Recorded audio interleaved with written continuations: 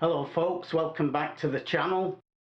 Today I'm going to give you a little lesson on triads. Very useful, these triads. All a triad is a basic 3-note chord where we have a root, a third and a fifth. The third can be major or it can be minor, so we've got major triads and minor triads.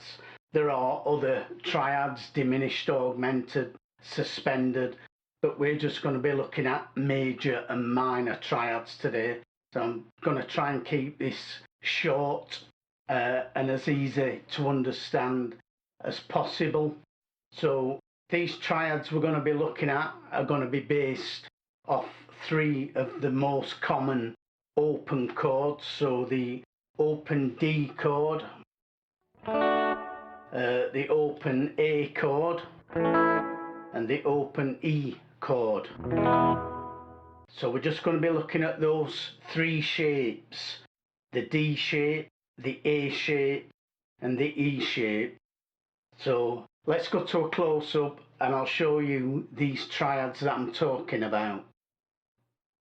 These triads all have a root, a third and a fifth, and it's important to realise that we can play those notes, those intervals, in any order. As long as we're using the same 3 notes, it's still the same chord. So for example, in a D major chord, our root note is D. So we would normally play root, third and fifth, but we can also play third, fifth and root and have the root on top. Or we can play fifth, root and third and have the root in the middle of the chord.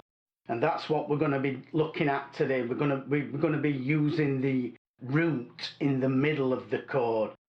So in this D chord here, if we forget about the bass note, the open D string, and just concentrate on where the fingers are, we have a fifth. Then we have our root D, and then on top of the chord we have our major third.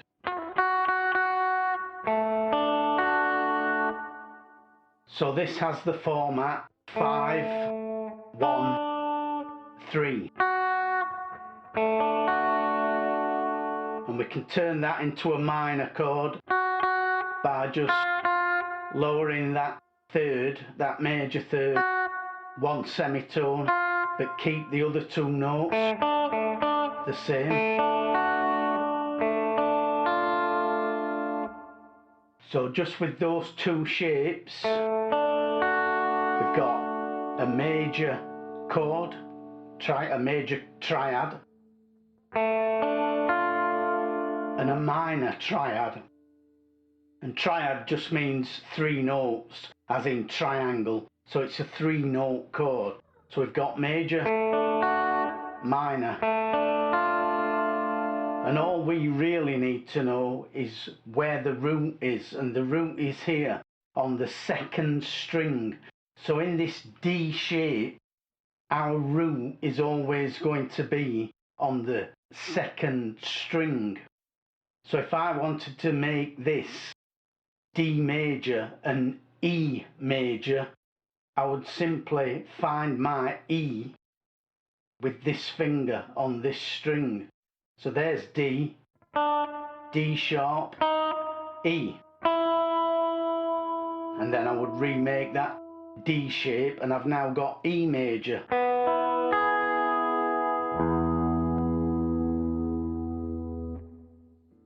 So all we need to know is that the root note is in the middle of the chord on the 2nd string.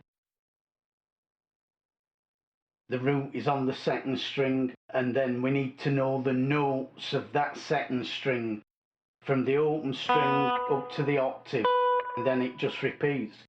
Once we've learned those notes, which isn't hard to do, so we've got B, C, C sharp, D, D sharp, E, F, F sharp, G, G sharp, A, A sharp, and we're back to B again, same as the open string. And of course those sharps, we can refer to them as flats. So C sharp, for example, we could call D flat, and D sharp we could call E flat. But basically we just need to know all those notes from the open string up to the 12th fret octave, and then we can figure out any major chord in all 12 keys. So if I wanted to play using this shape, an F sharp major, there's D, there's E, there's F sharp, and then I would make that shape, and I now have an F major chord, F sharp major chord, sorry. And if I wanted to make that F sharp minor, I would flatten that third and I would make the minor shape. But my root is still here on the second string. Just remember, the root is in the middle of the chord in this D shape, and it's on the second string. Let's move on to the A shape. So now, instead of using strings 1, 2 and 3, we're going to be using strings 2, 3 and 4 for this A shape. And again, we're just concentrating on where the fingers are. So the fingers are on strings 2, 3 and 4. And again, we've got the same format. Fifth in the root, root in the middle of the chord, and the third on top, just the same as this D shape. Fifth, root, third. Here we've got fifth, root, third. The same, and again, if we wanted to make that a minor chord, we'd take that third on top of the chord and lower it a semitone. And now we've got a minor version of that shape. Got major and minor. Now the only problem with this shape is as we move it up, it gets more and more difficult to fit 3 fingers into a single fret. So what I do here is I just play that with a single finger. My index finger, I just lay that flat across those 3 strings, strings 2, 3 and 4. And that's my A major triad with the root in the middle. So now the root is on the 3rd string, not the 2nd string. So we need to remember that. There's my root, the middle of the 3 notes again. So to make that a B major, there's A, there's B. I've now got a B major. There would be C major, D major, E major, F major, G major, which we could also play just using the strings open, strings 2, 3 and 4. That's a G major triad in this form, 5, 1, 3. Same with the minor. We'd obviously have to use 3 fingers for this, but there we've got A minor. There we've got B minor. C minor. D minor. E minor. F minor. And so on. So just by moving it, as long as we know this is our root note, and as long as we know the note names on that 3rd string, G, G sharp, A sharp, B, C, and so on, up to the 12th fret, we can make any of the chords, major triads, from any of the 12 keys. So if I wanted to play an F major, I'd find my F note on this third string this time. It's there. And then I would just use one finger to play strings 2, 3 and 4. And I know that's an F major.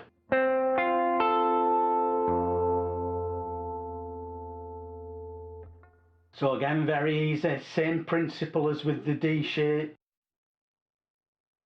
So now let's look at the E shape.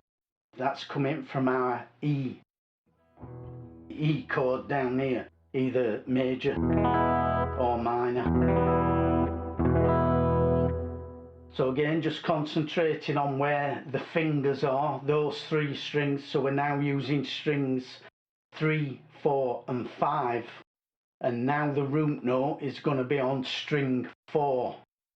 But it's the same as with the A shape and the D shape. We've got the 5th in the bass, then we've got the root note in the middle, and then we've got the 3rd on top. So there's our E major triad. So we slide it up one, we've got F major. Up again we've got F sharp major. And so on. So all we need to remember now is the root is here on the 4th string. So in this shape, the root is on the 2nd string. In this A shape, the root is on the 3rd string. And in this E shape, the root is on the 4th string. And again, as long as we know the notes of this 4th string, D, D sharp, E, F, F sharp, G, G sharp, A, and so on, as long as we know those note names, we can turn this into any major triad. It's as simple as that. So if I wanted to make this a D major, like this chord, I would find my D note under that finger, which would take me all the way up here to the 12th fret, and I know that now is a D major. We compare that, you can hear the same notes, a different tone because the strings are thicker, but they're exactly the same notes, the same pitches. Same here. That would be the A shape for that D.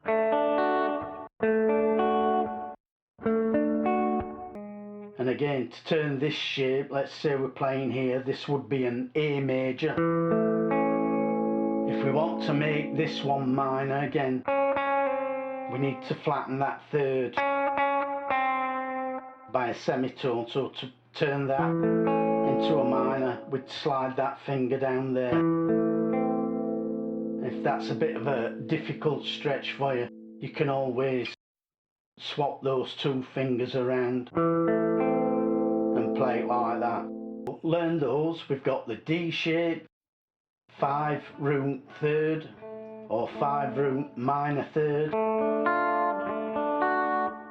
rooted on the 2nd string. Then we've got the A shape, 5 root 3rd, or 5 root minor 3rd, rooted on the 3rd string. Then we've got the E shape, or for minor, and this time rooted on the 4th string. And again we've got 5 root 3rd. So they're all in that format, 5 root 3rd. 5 in the bass, root in the middle, 3rd on the top. Very easy to remember.